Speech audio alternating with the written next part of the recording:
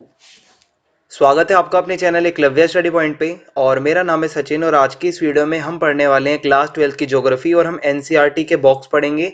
Chapter number 4 है और जितने भी इंपॉर्टेंट टॉपिक्स बॉक्स के अंदर होंगे वो सभी हम पढ़ने वाले हैं, जो कि आपके बोर्ड एग्जाम्स के लिए काफ़ी ज़्यादा इंपॉर्टेंट होने वाले हैं। और अगर आपकी कोई क्वेरी या कोई क्वेश्चन हो, आप हमें इंस्टाग्राम पे फॉलो कर सकते हैं। मेरा यूज़र नेम सबसे ऊपर है, उसके बाद सत्येंद्र सर का यूज़र नेम है। अगर आपको पॉलिटिकल में कोई दिक्कत हो और इकोनॉमिक्स में अगर कोई दिक्कत हो तो कुमार सेकेंद्र सर का भी जो यूज़र नेम है वो आपके सामने लिखा हुआ है। तो स्टार्ट करते हैं। आपको बताना चाहूँगा कि आप हर हफ्ते जो क्विज होते हैं क्लास 12 के लिए जो डाले जाते हैं, वो आप जरूर उसमें आप पार्टिसिपेट करें। जितने भी क्विज होते हैं वो बिल्कुल फ्री होते हैं और उसमें आप अपनी नॉलेज चेक कर सकते हैं। तो वो क्विज आपको हमारी मोबाइल ऐप में मिलेंगे, तो उसको आप जो है डाउनलोड कर सकते हैं और इजीली आप उसको एक्सेस कर सकते हैं। और जो शेड्यूल होता है टेस्ट का, वो हर शनिवार को ज्योग्राफी का टेस्ट उसमें अपलोड होता है और हर संडे को पॉलिटिकल साइंस का, हर जो मंगलवार होता है ट्यूसडे को हिस्ट्री का और फ्राइडे को इकोनॉमिक्स का टेस्ट होता है। तो आप इसको याद रखें। और अब आज का जो हमारा पहला बॉक्स है वो शायद मैंने आपको चैप्टर में भी पढ़ा रखा है और वो उसमें आपको बताया जाता है कि कितने उपागम होते हैं मानव विकास के। ठीक है, तो आपको जैसा कि पता होगा ये चैप्टर मानव विकास का है। तो इसमें मानव विकास का सबसे पहला उपागम जो है वो आय उपागम है। आय का मतलब होता है इनकम। तो ये मानव विकास का ये जो उपागम है सबसे पुराना है और इसमें मानव के विकास को आय के साथ जोड़ के देखा जाता था। कहने का मतलब ये है, अगर जिस मानव की या जिस इंसान की इनकम अच्छी होगी उसके विकास का स्तर उतना ही अच्छा होगा। अगर किसी की इनकम कम है तो उसका विकास भी उतना ही कम है।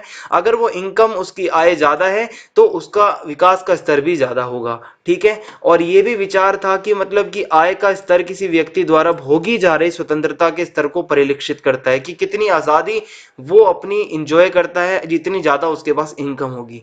और आय का स्तर ऊंचे होने पर मानव विकास का स्तर भी ऊंचा होगा। तो समझ में आ गया, जितनी ज्यादा इनकम उतना ज्यादा मानव का विकास, ऐसा माना जाता था आय उपागम में।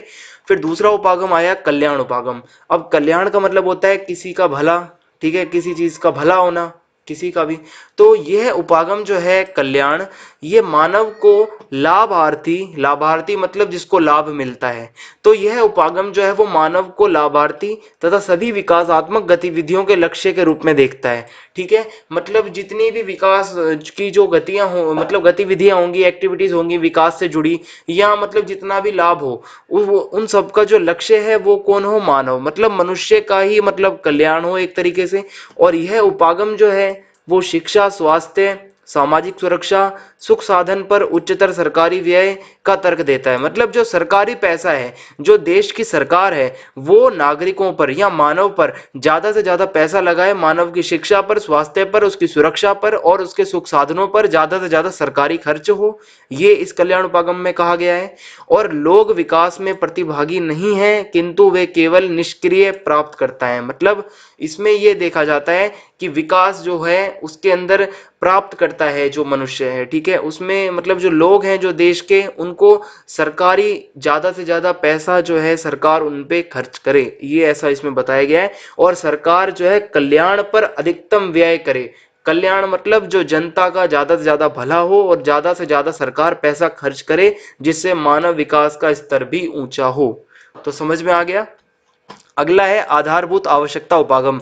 आधारभूत आवश्यकता का मतलब होता है जो हमारी एक मतलब फंडामेंटल, जो हमारी जो मतलब हमारी जरूरतें होती हैं, एक आधारभूत जो हमें बेस नीड्स होती हैं हमारी, जो हमें चाहिए ही चाहिए डेली।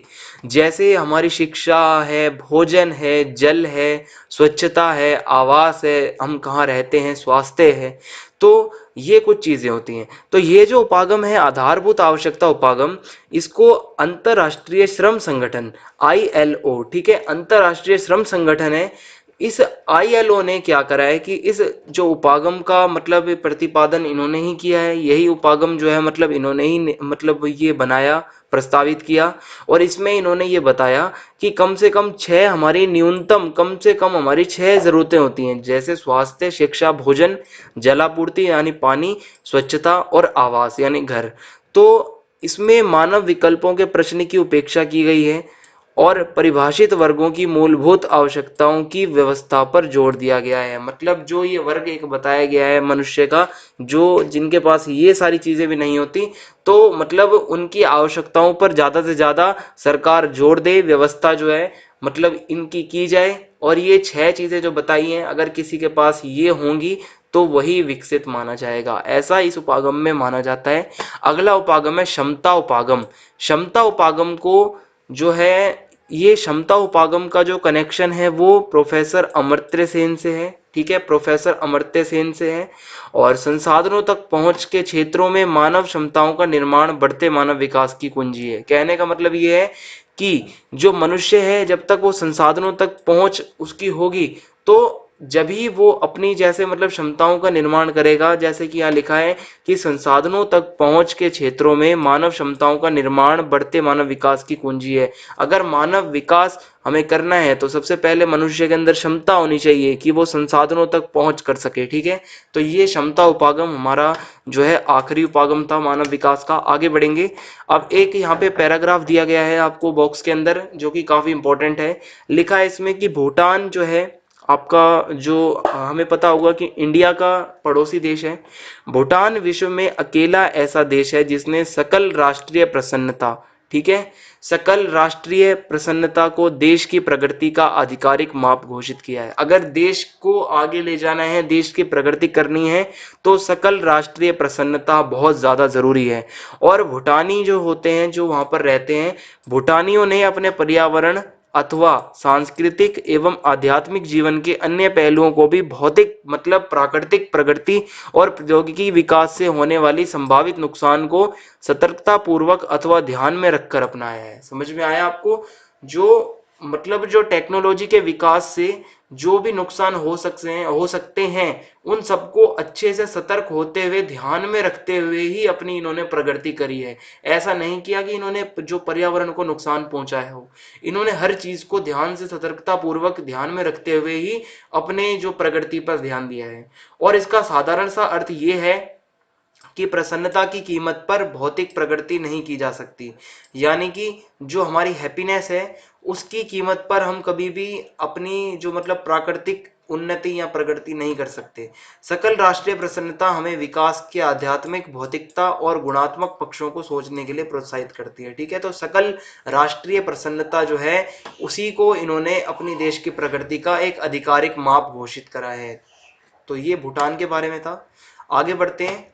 1990 ईस्वी से मतलब ये सन जो है 1990, यहाँ से हर साल क्या होता है, प्रतिवर्ष संयुक्त राष्ट्र विकास कार्यक्रम जो यूएनडीपी है, आपने नाम सुना होगा। यूएनडीपी जो है मानव विकास प्रतिवेदन प्रकाशित करता है।